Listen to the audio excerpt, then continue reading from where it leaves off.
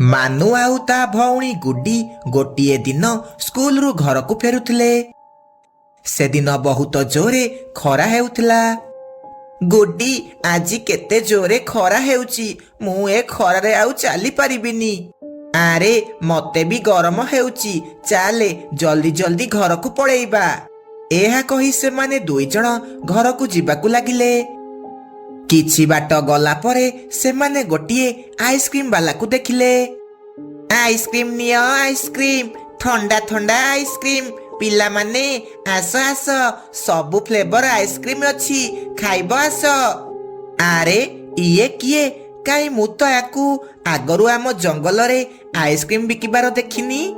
ଗୁଡି, ତୁ ସେ କଥା ଛାଡେ, ତୁ ମତେ ଗୋଟେ ଆଇସ୍କ୍ରିମ କିଣିକି ଦେ, ମତେ ବହୁତ ଜୋରେ ଶୋଷ କଲାଣି। ଆରେ ମାନୁ, ଆଇସ୍କ୍ରିମ କିଣିବା ପାଇଁ ମୋ ପାଖରେ କିଛି ବି ପଇସା ନାହିଁ। ନାଇଁ, ମୁଁ କିଛି ବି ଜାଣିନି, ମତେ ଆଇସ୍କ୍ରିମ ଦରକାର ମାନେ ଦରକାର। ଏହା କହି ମାନୁ କାନ୍ଦିବାକୁ ଲାଗେ। ଆରେ ପୁଅ, କଣ ହେଲା? କଣ ପାଇଁ କାନ୍ଦୁଛୁ? ଆଣ୍ଟି, ମୁଁ ଆଇସ୍କ୍ରିମ ଖାଇବି, କିନ୍ତୁ ମୋ ଭଉଣୀ ମତେ ଆଇସ୍କ୍ରିମ କିଣିକି ଦଉନି। ଆରେ ଆଣ୍ଟି, ମୋ ପାଖରେ ଆଇସ୍କ୍ରିମ କିଣିବା ପାଇଁ କିଛି ବି ପଇସା ନାହିଁ, କିନ୍ତୁ ଏ ମୋ କଥା ମାନୁନି ଜମାରୁ। ଆରେ, ଏଥିରେ କାନ୍ଦିବାର କଣ ଅଛି? ପଇସା ଦବା କିଛି ଦରକାର ନାହିଁ, ମୁଁ ତମକୁ ଫ୍ରିରେ ଆଇସ୍କ୍ରିମ ଦେବି। ଇଏ ନିଏ ପୁଅ। ଏହା କହି ସେ ଆଇସ୍କ୍ରିମ ବାଲା ମାନୁକୁ ଗୋଟେ ଆଇସ୍କ୍ରିମ ଖାଇବାକୁ ଦିଏ। ମାନୁ ବହୁତ ଖୁସିରେ ଆଇସ୍କ୍ରିମ ଖାଇବାକୁ ଲାଗେ। ତାପରେ ସେମାନେ ଘରକୁ ଯାଆନ୍ତି ଆଉ ସ୍କୁଲର ହୋମୱାର୍କ କରି ଶୋଇ ପଡନ୍ତି। ସକାଳୁ ଯେତେବେଳେ ଗୁଡି ଉଠେ, ସେ ଦେଖେ ମାନୁ ଦେହ ପୁରା ଆଇସ୍କ୍ରିମ ଭଳି ବରଫ ହେଇଯାଇଛି। ମା, ଜଲ୍ଦି ଏଠାକୁ ଆସେ, ଦେଖେ ମାନୁକୁ କଣ ହେଇଯାଇଛି, ସେ ଜମାରୁ ଉଠୁନି। ଏହା ଶୁଣି ମିନୁ ସେଠାକୁ ଦୌଡ଼ିକି ଆସେ। ହେ ଭଗବାନ, ଇଏ କଣ ହେଇଗଲା? ୟା ଦେହ ପୁରା ଥଣ୍ଡା କଣ ହେଇଯାଇଛି, ଏବେ ମୁଁ କଣ କରିବି? ଏହା କହି ସେମାନେ ଦୁଇଜଣ ମାନୁକୁ ନେଇ ହସ୍ପିଟାଲ ଯାଆନ୍ତି। ଡାକ୍ତର ତାର ଚିକିତ୍ସା କରନ୍ତି।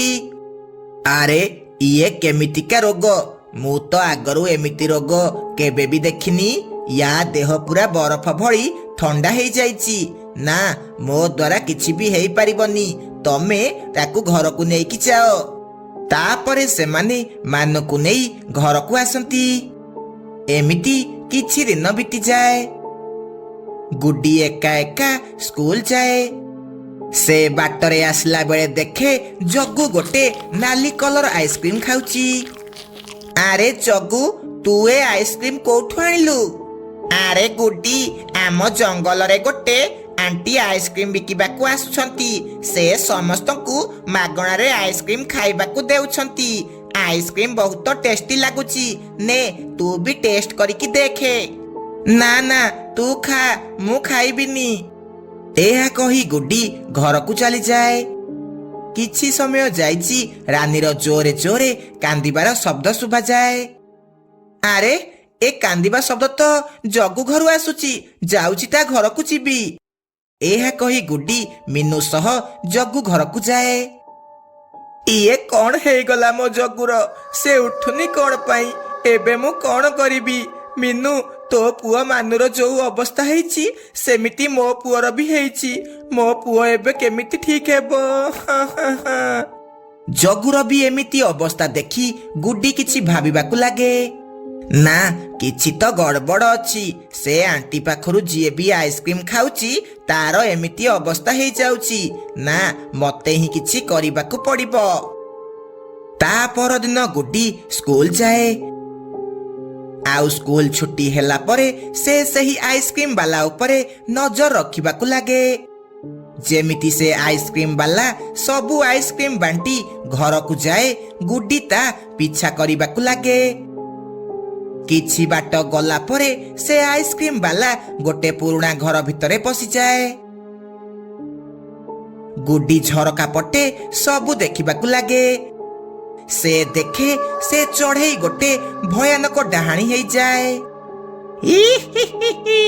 ପିଲାମାନଙ୍କର ଏମିତି ଅବସ୍ଥା ଦେଖି ମତେ ବହୁତ ଖୁସି ଲାଗୁଛି। एमिति मु सबु पिला मानकु आइसक्रीम देई बरफ करिदेबी। तापरे धीरे धीरे पिला सबु बरफ हेई जिबे। तापरे मु से मानकु नेई बळी देबी आउ अमर हेई जिबी अमर। गुड्डी तार सबु कथा सुनी दिए। ना ए डाहाणी समस्तंकु बरफ करिबा पूर्वरु मते यार किछि करिबाको पड़िबो। जाउची मु तांत्रिक बाबा पाखकु जिबी, से ही किछि उपाय करिबे। एहा कही गुड्डी तांत्रिक बाबा पाखकु जिबाकु लागे। आउ तांकु जाई सबु कथा कुहे। सुने झियो, से डाहाणी बहुत शक्तिशाली। ताकू केवल अमावास्या राति रे मारी हेबो। ता घर भितरे गोटे कलसी अछि। से कलसी भितरे ता जीवन अछि। तते से कलसी को भांगिबाकू पड़िबो। तापरे से डाहाणी सबु दिन पई शेष हेई जिवो। शेष तापरे सबु पिला आग भरी हेई जिबे। तापरे गुड्डी घर को जाए। आउ अमावास्या राति रे से ही डाहाणी घर आड़े जीवाकू लागे। से घर पाखकू जाई झरका पटे देखे से डाहाणी घरे नाही। से घर भितरे पशि जाए। आउ से जेमिति से कलसी को भांगिबाकू जाईची, से डाहाणी सेठारे प्रकट हुए। ये तू कोन करूचु?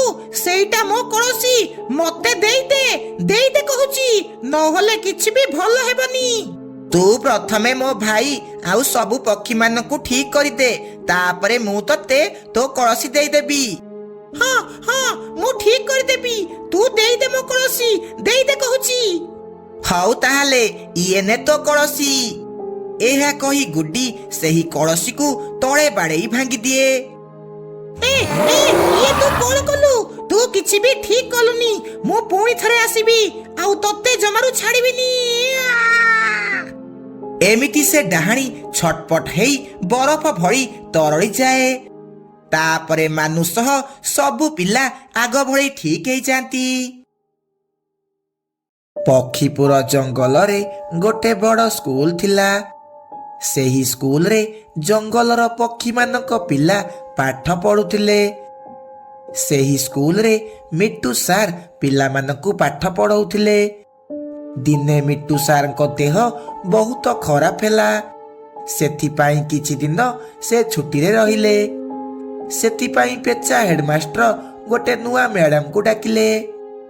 सुन खुशी मैडम, मिट्टू सार ठीक है स्कूल आसीबा जाए तमे पिला मानकू भल से पाठ पढ़ेइबो हैला। तापरे खुशी मैडम क्लास को गले।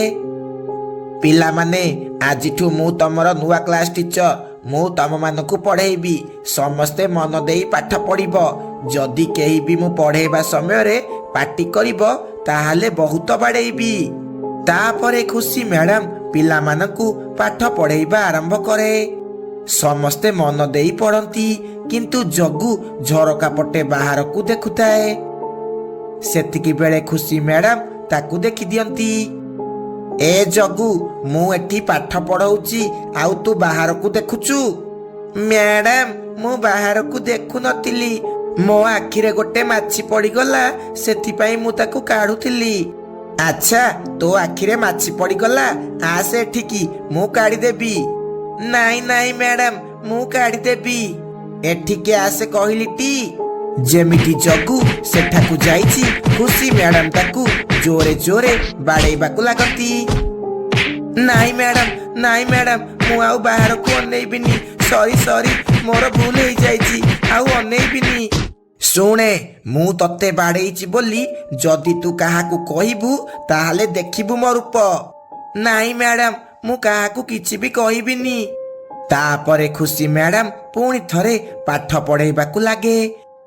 किछि समय परे स्कूल छुट्टी हुए। सबु पिला घर को जाती।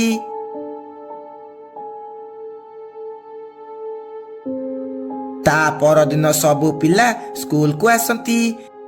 किछि समय परे खुशी मैडम भी क्लास को आसंती। पिला माने, मु काली तुमको जो टैक्स देइथिली समस्ते करिके आसटी। हाँ मैडम, आमे करिके आसीचु। समस्ते होमवर्क करिके आसीथिले, किंतु मानु करि नथिला। ଆରେ ମୁଁ ତ ହୋମୱାର୍କ କରିନି। ମ୍ୟାଡାମ ତ ବହୁତ ରାଗି। ମ୍ୟାଡାମ ଜାଣିଲେ ମତେ ବହୁତ ବାଡେଇବେ। ଯାଉଛି କ୍ଲାସରୁ ପଳେଇବି। ଏହା କହି ମାନୁ ଯେମିତି କ୍ଲାସରୁ ବାହାରକୁ ଯିବାକୁ ଚେଷ୍ଟା କରିଛି, ସେତିକି ବେଳେ ଖୁସି ମ୍ୟାଡାମ ତା ଅସଲି ରୂପକୁ ଆସେ ହେରି। ତା ଦେହ ଗୋଟେ ବଡ ସାପରେ ପରିଣତ ହେଇଯାଏ, ଆଉ ସେ ଗୋଟିଏ ଭୂତ ନାଗୁଣୀ ହେଇଯାଏ। ଏହା ଦେଖି ସବୁ ପିଲା ବହୁତ ଡରିଯାଆନ୍ତି। ଆରେ ଆରେ ଇଏ ତ ଗୋଟେ ନାଗୁଣୀ ଭୂତ। ମତେ ଛାଡ଼ିଦିଅ, ମତେ ଛାଡ଼ିଦିଅ। ମୁଁ ତମର କିଛି ବି କରିନି। ତୁ ହୋମୱାର୍କ କରିକି ଆସିଲୁନି ଆଉ ଲୁଚିକି ଯିବାକୁ ଚେଷ୍ଟା କରୁଛୁ? ତୋର ଏତେ ସାହସ? ବେଶୀ ଗହଳି କରେନି। ମୋ ଦେହରେ ବହୁତ ବିଷ ଅଛି। ଏମିତି କାମୁଡ଼ିବି ତୋର ଏ ଦୁନିଆରୁ ପୁରା ଛୁଟି ହେଇଯିବ।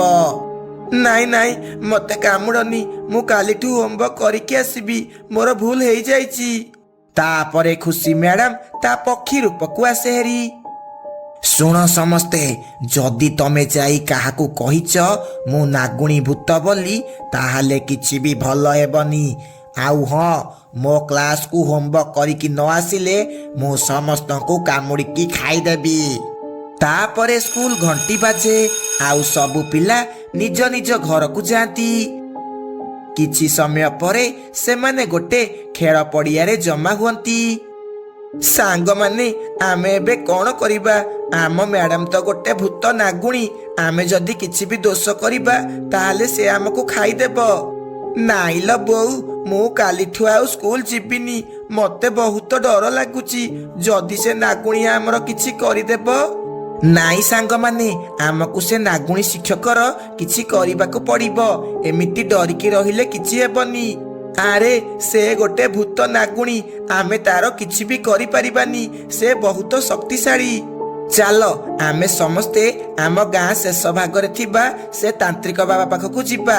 ସେ ଆମର ସାହାଯ୍ୟ କରିବେ। ତାପରେ ସେମାନେ ସମସ୍ତେ ତାନ୍ତ୍ରିକ ପାଖକୁ ଯିବାକୁ ଲାଗନ୍ତି, ଆଉ ତାକୁ ଯାଇ ସବୁ କଥା କୁହନ୍ତି। ଶୁଣ ପିଲାମାନେ, ସେ ନାଗୁଣୀ ଭୂତ ତମର କିଛି ବି କରିପାରିବନି। ଇଏ ନିଅ ଏକ ଯାଦୁଇ ପାଣି। ଯେତେବେଳେ ସେ ନାଗୁଣୀ ଭୂତ ତମ କ୍ଲାସକୁ ଆସିବ, ତମେ ଏ ପାଣି ତା ଉପରକୁ ପକେଇଦେବ। ତାପରେ ସେ ଡାହାଣୀ ସେଇଠି ଜଳି ପୋଡ଼ି ଭସ୍ମ ହେଇଯିବ। ତାପରେ ତମର ଆଉ କିଛି ବି ଅସୁବିଧା ହେବ ନାହିଁ। ତାପରେ ସେମାନେ ସମସ୍ତେ ସେହି ପାଣି ନେଇ ଘରକୁ ଯାଆନ୍ତି। ତା ପରଦିନ ସକାଳୁ ସମସ୍ତେ ସ୍କୁଲ ଯାଆନ୍ତି। କିଛି ସମୟ ପରେ ନାଗୁଣୀ ମ୍ୟାଡାମ କ୍ଲାସକୁ ଆସନ୍ତି। ପିଲାମାନେ, କାଲି ତମକୁ ଯାହା ଟ୍ୟାକ୍ସ ଦେଇଥିଲି ତମେ ସବୁ କରିଛଟି?